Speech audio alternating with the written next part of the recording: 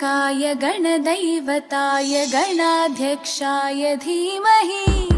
गुणशरीराय गुणमण्डिताय गुणेशानाय धीमहि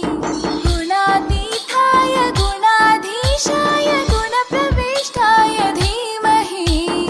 एकदन्ताय वक्रतुण्डाय गौरीतनयाय धीमहि